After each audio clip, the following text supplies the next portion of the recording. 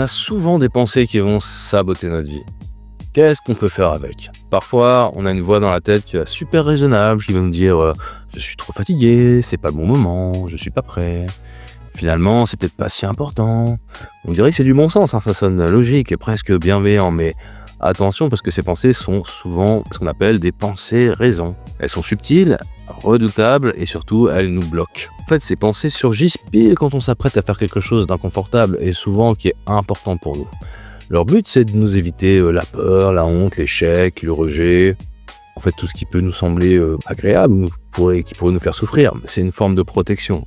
Mais si cette protection nous éloigne de ce qu'on veut vraiment vivre, c'est pas très utile. Donc, par exemple, on pourrait se dire je peux pas postuler à ce job si je me plante.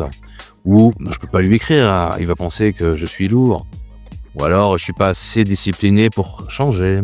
Et là, on peut se poser une question. Attends, est-ce que c'est un fait ou est-ce que c'est une excuse déguisée? Nos pensées n'ont pas le pouvoir de nous contrôler.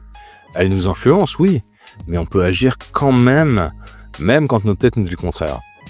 On peut prendre un exemple. Je peux pas aller courir, je suis trop fatigué. Mais des parents courent fatigués et des enfants aussi. La fatigue est réelle, mais on peut courir avec la fatigue.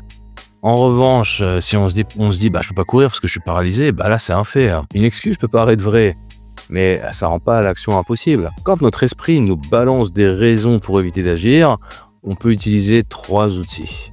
On peut nommer la pensée, on peut par exemple dire ah tiens voilà l'histoire du je suis trop fatigué. On peut remercier notre esprit, ah merci cerveau d'essayer de nous protéger.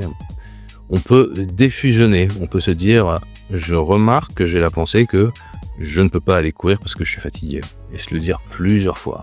Ça crée une petite distance et on revient à nos valeurs. Nos valeurs, en fait, c'est ce qui compte le plus pour nous maintenant. Donc, pour revenir à l'essentiel, plus on avance vers quelque chose qui nous tient à cœur, plus notre esprit panique et c'est normal, c'est important pour nous. Mais avec l'approche hâte, on rappelle une chose puissante. L'inconfort, c'est pas un signal d'arrêt, c'est une preuve qu'on avance.